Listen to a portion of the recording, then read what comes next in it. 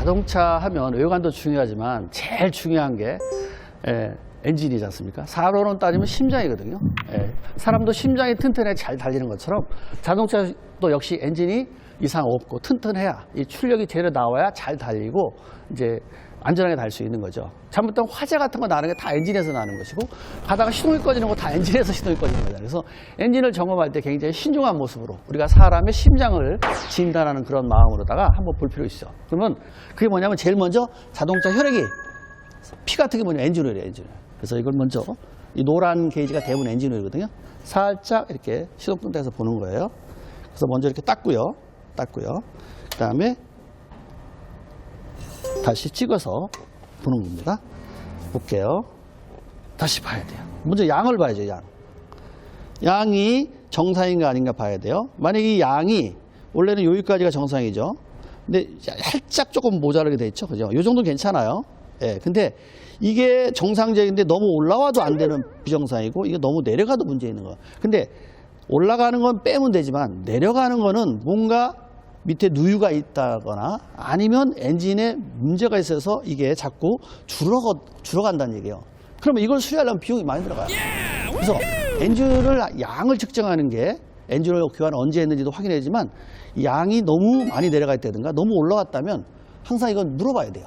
왜 그래요? 라고 그 이유를 알아야 돼요. 그래서 양을 본다. 이게 굉장히 중요하죠. 다음 두 번째, 양만 보면 안 돼요. 그 다음에 색깔, 냄새도 한번 맡아봐요. 냄새 이렇게. 그러면 엔진을 한번 맡아보면 색깔이 냄새가 거의 다 비슷해요. 우리 참기름 냄새나 들기름 냄새 딱 보면 알죠? 식용 냄새 다르죠? 역시 엔진오일도 그런 냄새가 있어요. 고유 냄새. 근데 이 고유 냄새가 아니라 뭐 달걀 썩은 냄새가 난다든가 뭐 오징어, 뭐 문오징어 같이 그런 해산물에 나는 냄새가 이거는 문제가 있어요. 이건 뭐냐면 이 안에 뭔가 다른 불순물로 인해 오염이 됐다는 얘기죠. 결국 우리가 피가 오염되면 어떻게 되죠? 사람도 건강하지 않죠. 역시 자동차도 이 엔진오일이 오염되면 안 돼요. 그래서 양도 보고 냄새도 꼭 맡아본다. 이거 굉장히 중요합니다. 이렇게 엔진오일 같은 경우 이렇게 있지만 어떤 차 같은 경우 여기에 이제 캡이 이거는 요새 까만 걸로 많이 만드는데 원래 이제 H4 같은 경우는 하얗게 돼 있어요. 하얗게 돼 있다 보니까 여기가 노란 색깔은 아주 좋은 거예요. 엔진이. 그 다음에 갈색으로 변할수록 안 좋은 차이고 그 다음에 검은색으로 갈수록 더 안 좋은 차죠. 그래서 엷은 갈색까지는 괜찮은데 진한 갈색이 나타났다. 그러면 이 차는 좀 다시 한번 생각해 볼 필요가 있어요. 이 안에 부속도 봐야죠. 이렇게 한번 들여다봐야 됩니다. 저기 봤을 때 저기 보시면 저렇게 깔끔해야 돼요.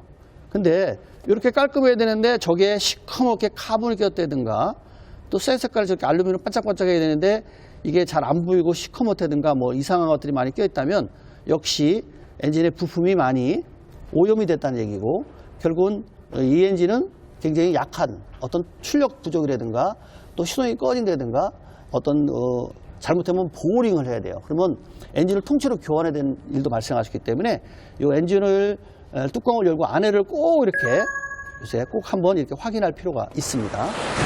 그 다음에 또 하나, 이 벨트 같은 것도 쭉 봐야 되죠. 이렇게 해서 어떤 흠집이 생기지 않았나 전체적으로 한번 보는 겁니다. 그 다음에 오일 누유가 있나 이렇게도 한번 좀 보여야 할 필요가 있어요. 지금 이 차를 보면 거의 다 깔끔하게 되어 있네요. 이렇게. 다음에 브레이크 오일도 한번 봐야죠. 브레이크 오일도.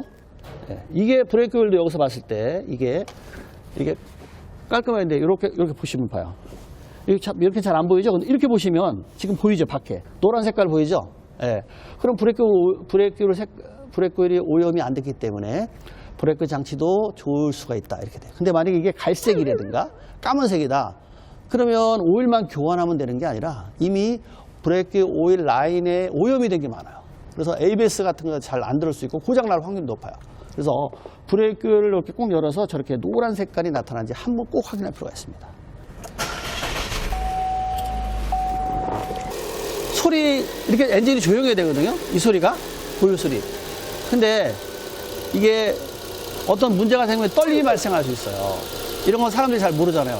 쉽게 아는 방법이 하나 있어요. 누구나 알 수 있는 엔진 상태가 좋은지 아닌지 쉽게 아는 방법.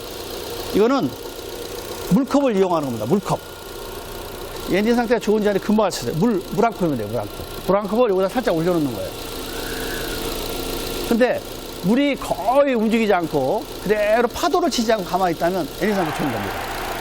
근데 만약에 이게 컵이 쓰러지려고 하거나 물이 막 출렁출렁 하거나 이러면 안 돼요.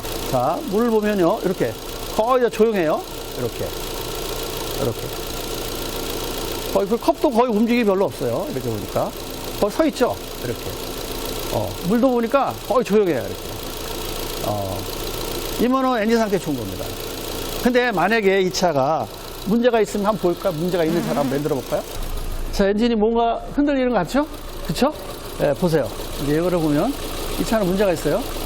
자, 엔진이 물이 막 흔들려요. 막 내려오려고 그래요. 물이 막 흔들리고 이렇게 흔들려요. 그리고 컵도 막 떨어지려고 그러고 이렇게. 그죠? 네. 물이 많이 흔들립니다. 네. 이 차 같은 경우는 엔진 상태를 그래서 우리가 물컵을 이렇게 올려놓고도 이렇게 알아낼 수 있어요. 근데 이렇게 보면 처음 보는 사람은 정상인지 아닌지 모르잖아요. 그럴 때 좀 이상하다 그러면 물컵을 하나 살짝 얹어놓으면 이렇게 금방 알 수 있어요. 이렇게 물컵 하나 가지고 엔진이 컨디션이 좋은지 안 좋은지 딱 알 수 있어요. 근데 이거를 더 자세히 알고 싶다. 친구가 이렇게 아주 예민한지 또 하나 아는 방법이 있어요. 운전석에 앉아서 제가 지금 보여드릴게요. RPM 게이지가 거의 지금 800에 정지하고 있거든요. 이렇게 정지가 그대로 서 있죠. 이 게이지가 움직이지 않고, 그죠? 예, 안 움직여요. 자세히 봐도 거의 안 움직여요. 이렇게 그대로 서 있어요. 이건 컨디션이 좋은 차예요. 여기 시동을 걸었을 때 계기판에서 경고등이 다 꺼져야 돼요. 이런 경고등이 하나라도 들어오면 안 됩니다. 이렇게 다 꺼져야 돼. 지금은 이제 우리가 안전벨트 안 맸으니까 들어온 거고요. 또 브레이크를 놨기 때문에 이런 거같아요. 다 봐요. 이렇게 다 꺼져야 돼요. 또 안전벨트 한번 매볼까요? 다 꺼져야죠. 이제 봐요. 예, 이렇게 다 꺼져야 돼요.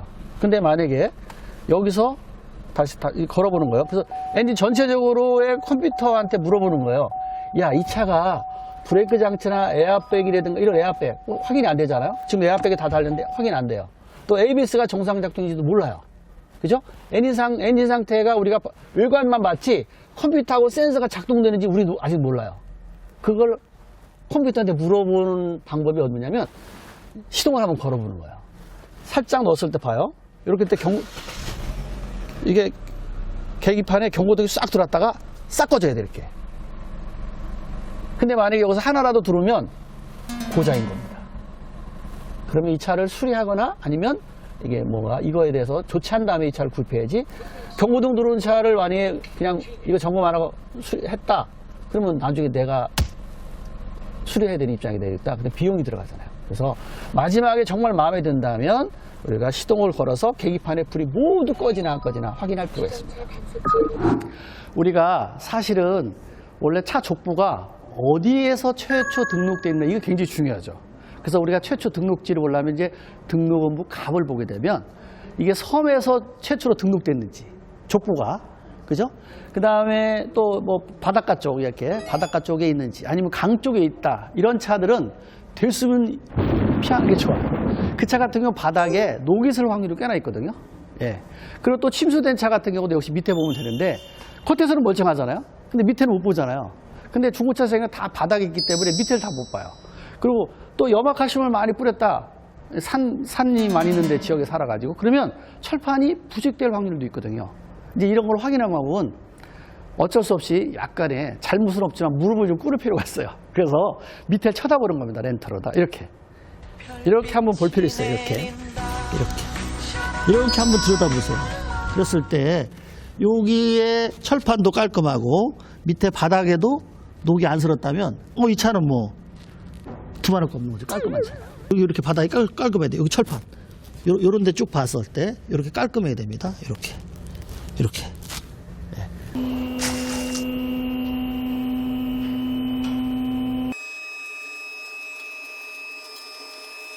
그러니까 원래 이렇게 떠서 밑에까지 점검하면 더욱 좋은데 중고차 시장에서는 이렇게 밑에를 쳐다볼 수가 없는 게 단점이에요. 그래서 밑에 이렇게 숙여서라도 꼭 한번 점검할 필요가 있어요. 이 차가 분명히 13년도 차 같아요. 13년도. 보시면 알겠지만 요게 타이어 생산 연도이거든요. 요게 2013년 46번째 주에 나온 차예요. 거꾸로 타이어의 네 자리 가지고 우리가 이 차 뭐 100%는 아니지만 이 차 나온 생산 연도를 알 수 있어요. 대략. 타이어는 5년 이상 쓰면 안 돼요. 타이어는 5년 이상 쓰면 안 됩니다. 예. 만약 5년 이상 된 차는 잘못하면 여름 되거나 이렇게 날씨가 더울 땐 파열될 확률이 높거든요. 그리고 또 짐을 많이 실는 차 같은 경우도 더 다른 차에 비해서 파열될 확률이 높아요. 그래서 고속 주행할 때 역시 또 파열될 확률이 높아요. 근데 정말 마음에 든다면 이 중고 매매 딜러 하신 분하고 상의를 해서 꼭 시운전을 해보세요. 시운전해서 서서히도 가보고 고속도로도 약간 달려보고 코너도 돌아보고 요철부도 갔을 때에 그때의 차가 가지고 있는 성능이 제대로 발휘되고 있는지, 그 다음에 기어가 들어갈 때 1단에서 2단, 2단에서 3단, 3단에서 4단 이렇게 기어가 차근차근 업시프트 될 때도 충격이 없는지, 그 다음에 쭉 가다 브레이크 밟았을 때 다운시프트 되거든요. 5단에서 4단, 4단에서 3단, 2단, 1단 이렇게 떨어지거든요. 그때 혹시 충격이 없는지, 또 브레이크 들었을 때 소리가 안 나면서 자동으로 듣는지, 또 핸들을 꺾었을 때 오른쪽이나 왼쪽으로 할 때 뭐 뚝뚝뚝 소리 난다든가 이런 소리가 없는지, 이런 것이 다 완벽하다면 이제 그때는 내가 계약서에 도장을 찍는 겁니다. 근데 만약에 이런 걸 점검 안 하고 도장 찍고 나서 시운전을 하다가 자기가 끌고 다니다 이걸 어떤 문제를 발견했죠. 그러면 이제 분쟁이 생겨요. 왜? 사인하는 순간, 계약서에 사인하는 순간 이제 제가 을이 되고 그쪽이 갑이 돼버리는 수가 있어요. 내가 사인 안 할 땐 내가 갑이고 저쪽이 을인데, 내가 사인하는 순간 내가 을이고 저쪽이 갑이 돼요.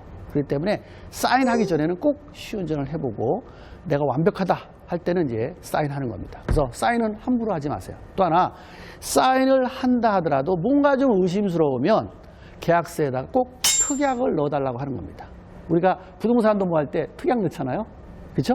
예, 특약을 넣는 거. 근데 만약에 특약을 내가 넣는 건데 시동이 꺼진다든가 오일을 갑자기 누유된다든가 이런 문제가 발생이 되면 차를 다시 또 침수가 된 차라든가 다시 환불 조치한다든가 뭐 이렇게 하겠다라고 했을 때 오케이 라고 얘기하면 그 사람이 굉장히 자신 있는 차죠.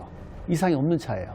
근데 그 특약을 넣자 그럴 때 거부하면 마지막에 사인하면 안 됩니다. 왜냐하면 뭔가 뒤가 깨끗하지 않은 차일 수 있어요. 그죠?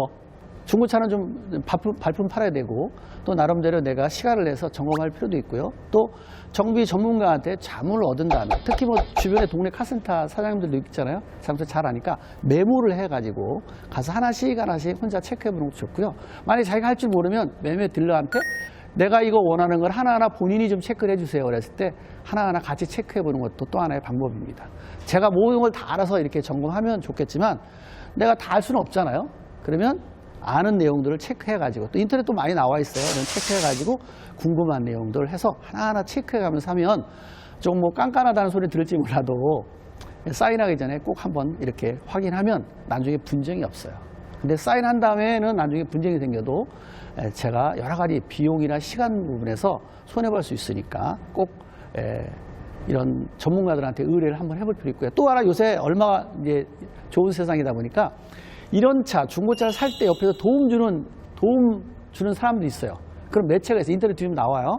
그럼 그분들한테 조금 비용을 지불하고 차를 점검해 주는 그런 데도 있으니까 역시 자동차를 전체 모른다라면 그런 분들을 이용하는 것도 또 하나의 방법이다. 이렇게 볼 수 있습니다.